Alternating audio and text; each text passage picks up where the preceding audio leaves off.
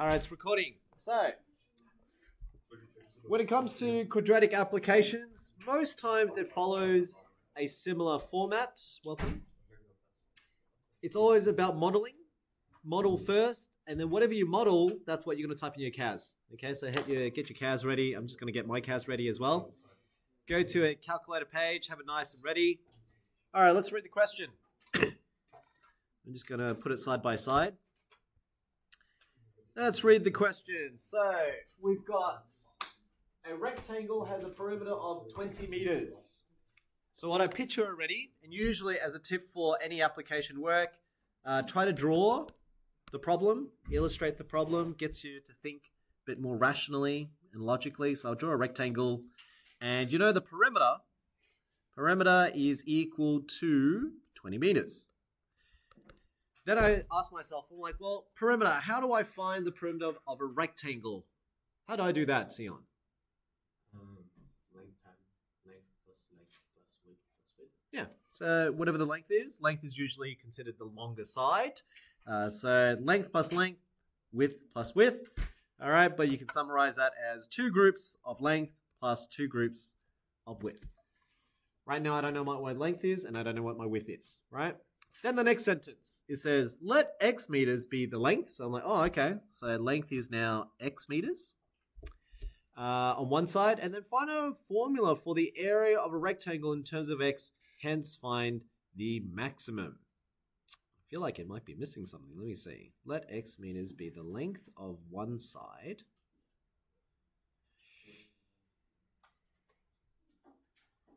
Is that question 2? Did I miss out a piece of information? Let me see. It feels like I am, but maybe I'm not.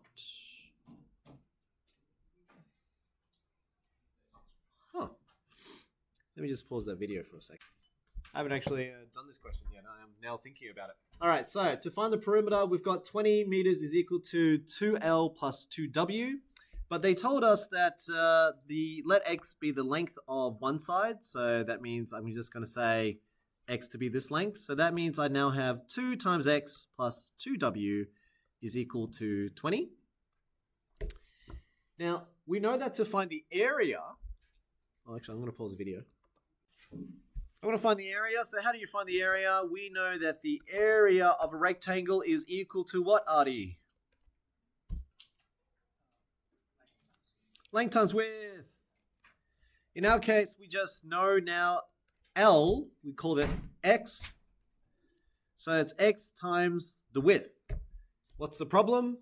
The question asked me to find a formula for the area for the rectangle in terms of X. What does it mean when they say in terms of X? What does it mean? So I got my area is equal to X times W. What does it mean when they want the area, the formula for the area in terms of x? What are they trying to say? What do you need to do? Lucky?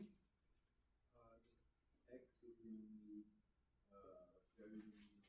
Very good. We only want x in there, so we don't want xw. We want area and just x's. Right now, that w is a problem. So how do we solve it? Well, they did give us a little hint. They gave us this. So what do? What they want you to do now is then take that equation and rearrange to find what w equals to. Because if you can find what w equals to in terms of x, you can replace that w, and then you get x's only. So this is what I mean. Bring this up, and let's now draw it in, I'll do it in purple. If 20 is equal to 2 times x plus 2w, and I need to find what w is so that I can replace that w on the bottom there, then what I do is I minus 2x on both sides, so 20 minus 2x is equal to 2w. But I don't want double w, I just want the w. So I divide 2 on both sides, and that gives me now 10 minus x. So far makes sense? Okay, so I just used the perimeter, the first hint, and then the area. And now from here, I say, well, what do I want? Again, they wanted me to find the area in terms of x, so that means I need to replace that w, and if I replace that w now, area, here's my blue pen, area is now equal to x times, and w is equivalent to 10 minus x, And that is an equation that you can say it is in terms of x now. So that means this is your equation. A is equal to x bracket 10 minus x. That's the hardest part. Okay, so the hardest part is modeling. They could have gave that to you. Some questions, if we do it on a SAC, how we do it is then, just in case you get locked out, because if you can't get this, then you can't move forward. You can't do anything else, right? So usually how we do it as teachers and examiners, we say, show that the area is this. So even if you don't know how to show it, you still know the actual area, then you can still do the other questions. Okay, so when you do these type of applications, don't give up on the first step. If you don't know it, sometimes they will tell you. Okay, they'll tell you, show that, justify that, prove that. They give you the equation so that you can keep moving forward. Because usually application questions has part A, part B, part C. They have to give you parts, otherwise if you can't do the first one, then you lose marks and everything. That's not how exams work. They will lose, if you do lose, it's either you lose this first one and maybe one more, but you won't lose the third one. Okay, so it's always meant to be able to flow. So look at a question, read them. When you don't know how to do something, just have a look further. Are there other questions you can do? Because sometimes they give you hints. Okay? So from here, this is where you use your CAS. So you got a graph. You got A in terms of x. That's like your y equals x whatever.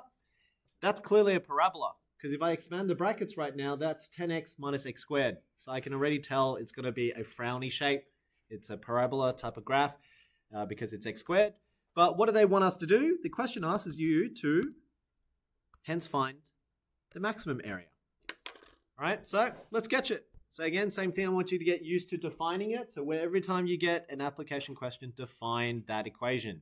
So I've modeled it, let's define it. Go menu, actions, which is the shortcut number 1, press 1. And then press 1 again. So you can see on my number pad if I press 1. So menu 1 gets me defined. And here I will type A of x or f of x, whatever you want, doesn't really matter. That number, the letter in front doesn't actually matter. You can use 26 different letters, yeah? In my case, I'm going to use A to remind us it's the area. So A bracket x means area in terms of x. The equation has x's only. FYI, when you're doing application questions, sometimes they talk about distance and time. Always keep it in x because when you graph it, they only graph x. They don't graph t, they don't graph p, they don't graph z. So even if your question says t, on your calculator, make sure it's x. So here, let's type it in. It's x times bracket 10 minus x. Here we go. I've defined it. Let's sketch it. Here we go. Control doc after you define it. So press control and that doc button is to add a page. So you're going to add a second page and we're going to add on number 2, which is add a graph. Okay. So now you should see up on your tabs, it should say 1.1 and then 1.2. All right, so that's your second page. That's your first page. If you want to flick back and forth, see the arrow on each side.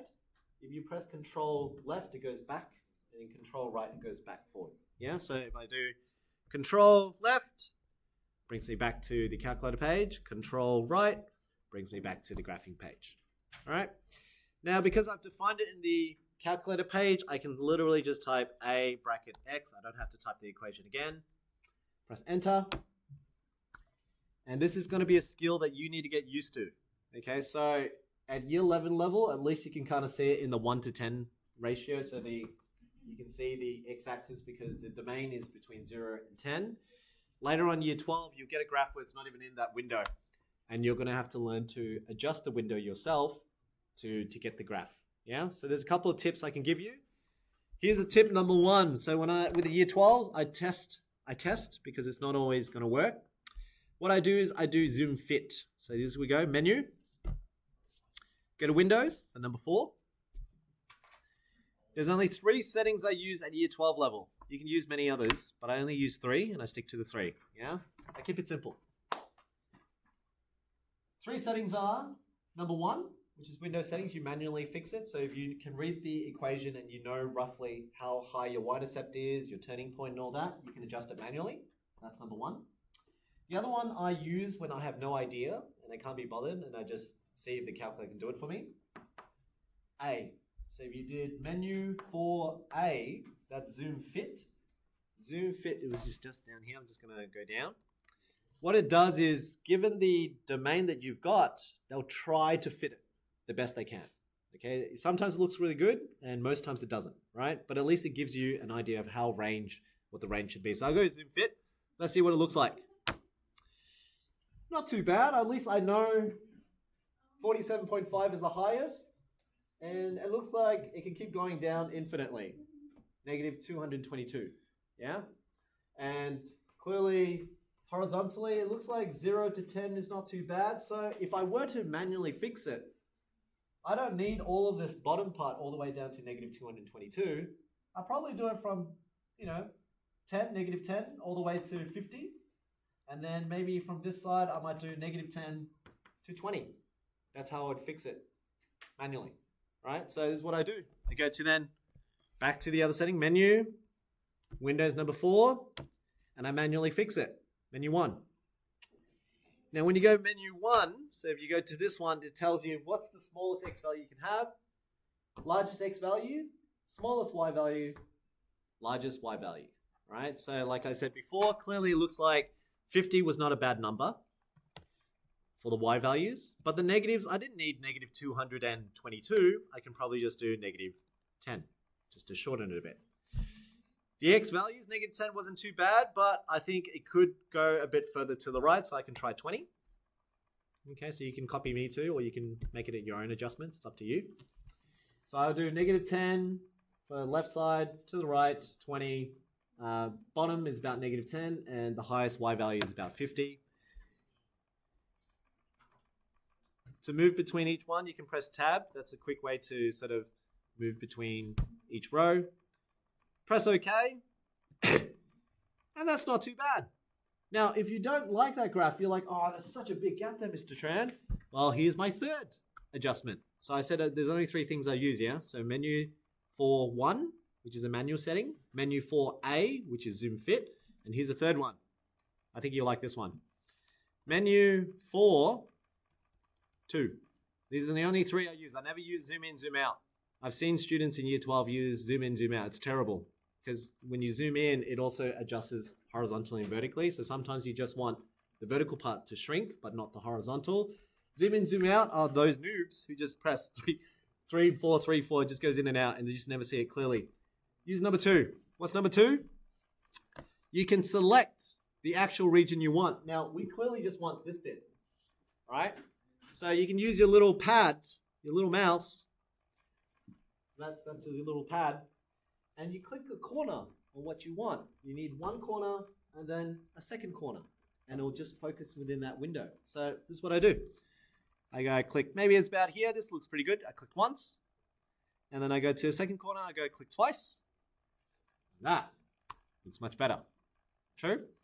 Okay, so you can do that for those just 3 settings that I just showed you. That should work for year 12.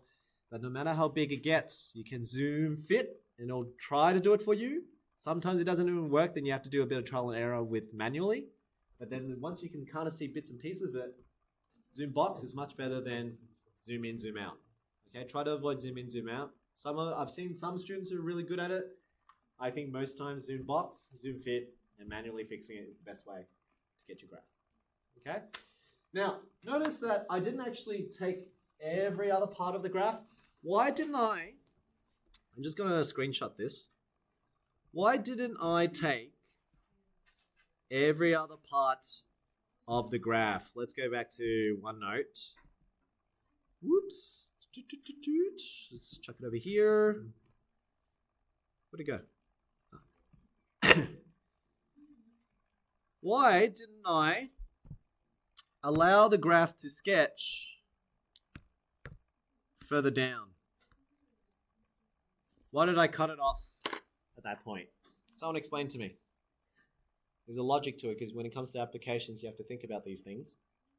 What is it? If they asked you to sketch and if I showed them exactly this graph, I'd be penalized already. What's wrong? Yeah, you can't have negative X values, so the lengths, and you can't have negative area. So right here on your graph, there should be nothing shown down there. If you show anything down there, you're saying this rectangle can have negative area, which doesn't make sense. So when you're graphing it, smallest value is clearly right at 0, and then there's obviously an x-intercept here, which we haven't calculated. Then it goes all the way up and all the way down. Right? That's the only part of the graph that you should be drawing, because that's the possible areas of this rectangle. Technically, I would even say that you should have an open circle at these ends, because how can you have a rectangle of 0 area? Doesn't make sense either. Okay, but I believe some questions will allow a 0 there. Now, let's answer the question. So I've taught you how to zoom, how to fix the window. Next part, they asked us to find the maximum. So you need to find what is the maximum area, because remember, area is on your y-axis. What is the y value of this point? Here we go. Let's go back. I'm going to show you some things that you can do. You can find the x-intercepts. You can find the turning point. Go to menu. Once you've got the graph, go to analyze. So menu 6. 0 is for x-intercepts. So you can write that down. 0. So menu 6.1 is to find any x-intercepts. Menu 6.2 is to find any minimums. So turning point, that's a minimum. Menu 6.3 is any maximums. If you're doing simultaneous equations, you can also find intersection points. So if you graph 2 linear lines, you can go menu 6.4, you can find intersections. These ones we'll do later on. Okay, so towards the end of the year, we'll do derivatives and then area under the curve. But for now, you only need the first 4. Very easy. So I taught you how to zoom in, zoom out, 3 things that I would normally do. And then analyze these 4 is enough for you to do pretty much most of your 11 methods course. Yeah? Here we go. Let's do x-intercepts. I'll show you how to use 0. 0, it comes up with this vertical line. All it means is wherever you think the x-axis intercept is, go a bit to the left of it, click once, and then go to the right of it and click once, and then it'll tell you in coordinates what it is. I'll do it again. Menu 6.1. Here's my other x-intercept somewhere over here. So I click once, move across, click once, and you can see my x-intercepts are at 10, 0, which logically you would have known just by looking at the equation here. See, if area was equal to 0, if you let that equal to 0, null factor law tells me either x equals 0 or 10 minus x equals 0. And if you solve for x equals 0 and 10. So you could have done that beforehand as well. Okay? Or if you didn't want to do it through a graph, you could have done it on the calculator setting. So we go back to our calculator. Control left. You could have actually done here menu 3.1 for solve. So menu 3.1. So I'm sort of speaking in the syntax quick shortcut. Solve, what are you solving for? A of x equals 0. So you want the area to equal 0, which because you're trying to find the axis intercept, comma x. There you go. X-intercepts. You want to find the y-intercept? A bracket 0. That means you're substituting x equals 0 in. Yeah, 0. This is why I'm telling you that each of your application questions, I want you to define the function first. Because whatever the questions come out later, you can solve them very quickly. You can do it either calculator page, or you can do it on a graph page. But what I just showed you there is almost like 80% of what you need to know to solve any problems in your applications. Okay?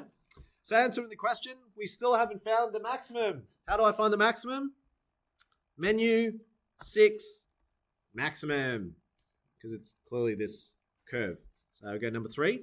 Menu 6.3, again, how does it work? Wherever you think the maximum is, click left of where you think it is, click once, and then go to the right where you think it should roughly be, and then it'll find the maximum between those 2 points. And clearly it's 525. Now, be careful. I see this in the test all the time. There's one wrong answer and there's one right answer. It's 5 or 25. Which one's the correct answer?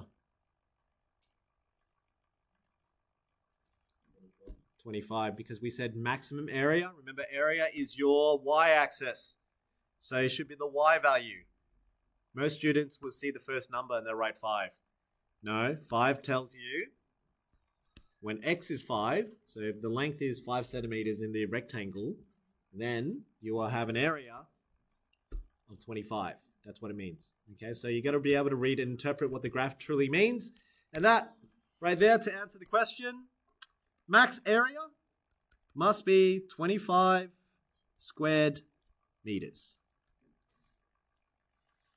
Now, I know that took a while to sort of just show you how to find the area, the max area, but I wanted to show you a couple of things while we're at it, so that way you can use it for other questions as well. Okay? So the next question, I'm going to go a bit faster. I'm going to assume that you have an idea, so I'm just going to read out the numbers like menu 3.1, menu 3.2. Let's do the next one.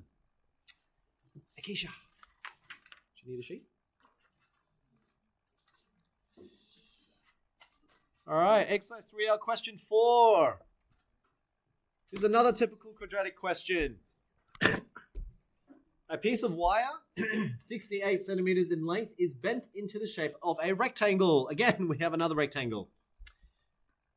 So I draw a rectangle. Now, what do you think they mean when they say a piece of wire that's 68 centimeters in length? So you got a piece of wire this long, 68, and you bend it in shape, and you make a rectangle. So what are they trying to tell you?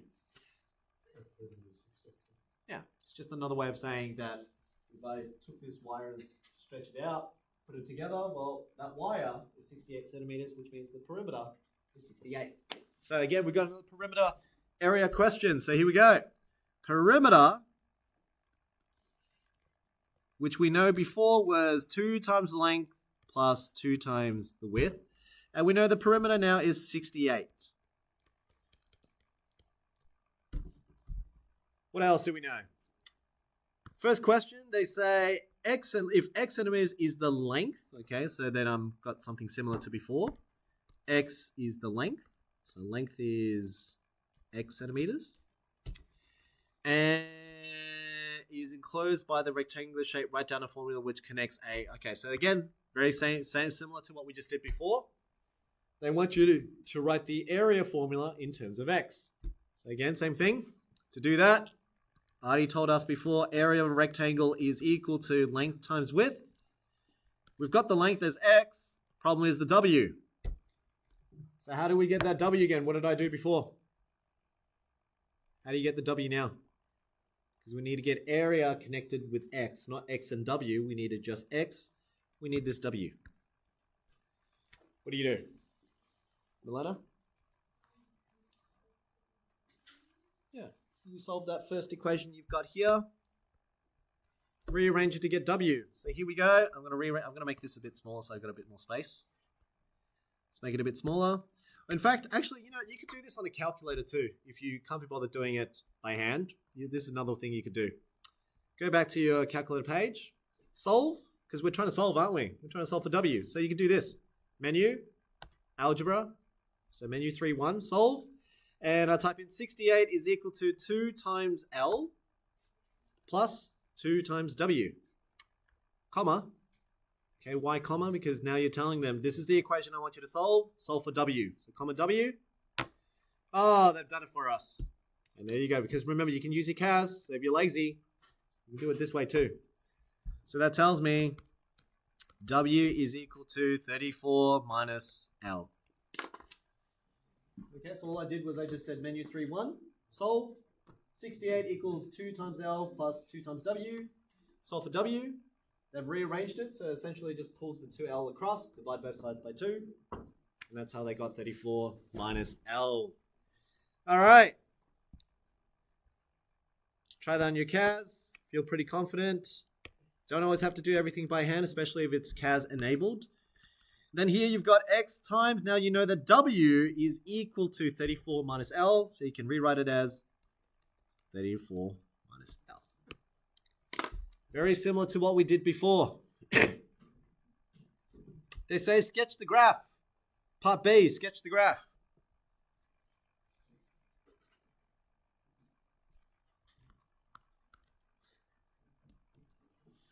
Now, I know this is similar to what we just did before. That's why I knew it's just in the first quadrant there. Area can't be negative and length can't be negative, so you can only have it in the top right quadrant. Sketch this on your CAS, so hopefully you define this. Again, what's a quick way to define it? Go back to your CAS. Instead of typing it all again, you know what you can do? Just click up, highlight what you did before, press enter, brings it down. Since we've got area, it's almost the same. The only difference is that's a 10 and that's a 34. So just edit it. 34. Enter. Yeah.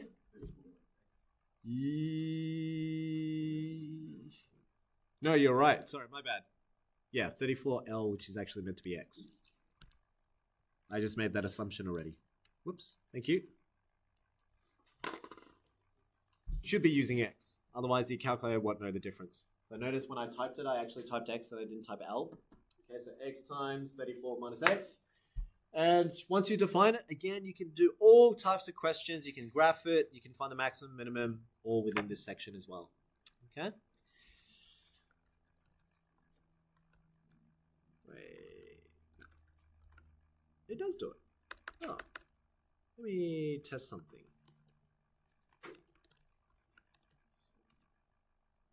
Oh. I remember reading this, but I've never done it myself. You see what I just typed in? Try this.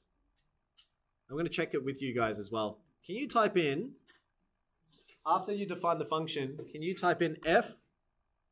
Okay, so find the letter F and then type max. M-A-X.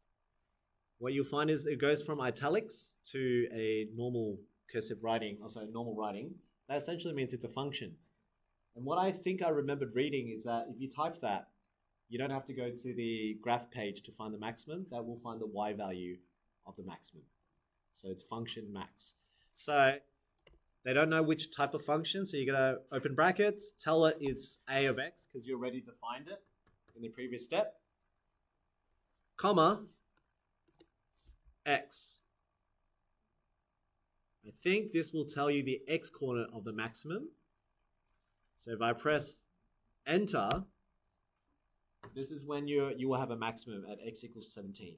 If you just want the y value for the maximum, I believe you can just type f max, a of x, or maybe comma y. No, it doesn't tell me. It tells me the x coordinate of the turning point then.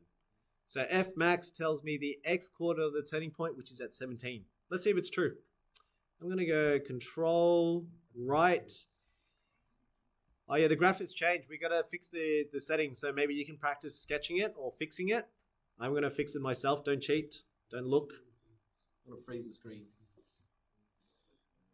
Fix that graph on your own page. Make sure you can have a look at what the look of the graph looks like. So what did I teach you? Ooh, this looks pretty nasty. All right, 4 settings. Let's try. Let's try.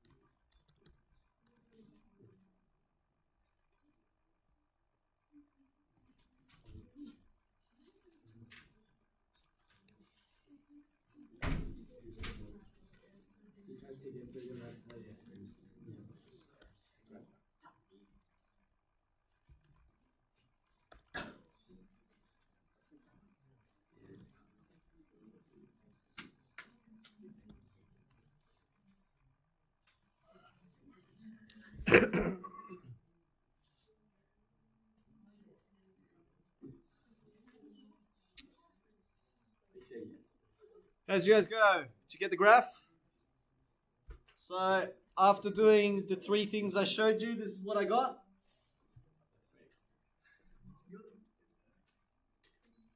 Oh, sorry, I accidentally turned it off. My bad. I turned off the projector.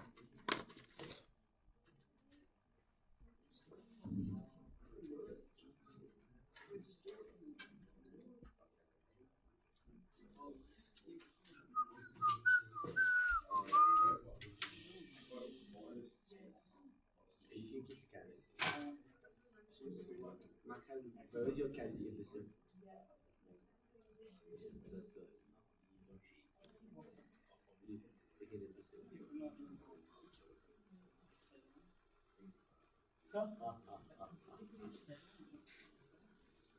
Go. Did you get something similar? to that, or it doesn't have to be exactly the same, but can you see the graph clearly? It's meant to be L or X. After I defined it, because the previous question, we already sketched a of x, I didn't have to type it again. I just went control right, and it was already partly sketched. Does that make sense? So if you want to know what you've got as a graph, press tab, and then press up. See how we did that in the first question? We typed a bracket x for the first question. Yeah? So that is the same thing as what I defined for my second question. So what it does is it overrides your first one. Okay, so it overwrites the first one. And because I already had that there, it wasn't naturally there, but I had to readjust the window to get the shape. So I wanted you guys to practice readjusting your window out of those three things: window settings, window zoom fit, or window zoom box, to get this shape. Now that F max, let's see if it was correct that x equals 17 should give you your maximum value. So let's see, menu 6, 3 for maximum. I'm going to move it left and right of the maximum, and it is. Hey, look at that. X equals 17, and it's 289. So if I really wanted to know how to do it on a calculator without doing it on a graph, this is what you could have done as well. You know how we did F max? Since you know it's at x equals 17, if you want to know the y value, type a bracket and replace that x with 17. That's your max area, because you found when will the maximum x value will occur, then the y value, just sub it into the function. And because you defined it, it's easier to do. Can you see the benefit of just defining? So if I delete all of this so that it doesn't look confusing, we all did it in 3 steps. So I answered this question with 3 steps. This is all I did. I defined. That's the first thing I want you guys to practice doing. So menu 1, 1. Next one, I just taught you guys to try F max. Type in the function, because you already defined it, comma x, and it tells you where the maximum is, the x coordinate of the maximum point. So then I said, all right, well, if that's the x coordinate, sub x equals 17 into the function. So a instead of x, I'm replacing the x with 17. And it tells me the function will give me an area of 289. Now we double check that with a CAS graph. It's true. When x is 17, area is 289. Okay, so if I had to just do that in 3 steps, and you looked back at the questions, I've already answered the question. I've got the graph. Goes up to this point, which is 17, 289. This is your x, that's your area. You're missing the x-intercepts. Again, you can solve it by hand, or you can go back to your CAS, menu 3.1, and you type a of x is equal to 0, comma x. I got my x-intercepts. 4 steps to answer this question. That's to find the x coordinate of the turning point, y coordinate of the turning point, x-intercepts, 0 and 34. So if I sketched it, this is 0, 0 and 34, sorry, 34 and 0. There's my graph. The next part of the question, part C, says use your graph to determine the maximum area. Well, the maximum area is clearly here. Max area is equal to 289 squared centimeters. All of that was done just in 4 steps. So you can do that all on a CAS, 4 steps, define, and then you can solve, and you can, I just taught you something new called F max. You could probably do F min as well. So if you had a minimum, you can do F minimum. But you can see that question, all is a CAS work. You can do it all by hand, what you've done from previous exercises, but I'm trying to teach you how to use your CAS here. Okay, so what's the point of exercise 3L? Every question, I want you to practice using your CAS to check your answers. Okay, and that way you're a bit more proficient. So next session, remember it is non-CAS quiz. So tomorrow's session, Friday you get a revision, and I'll give you more applications that you can practice with the CAS.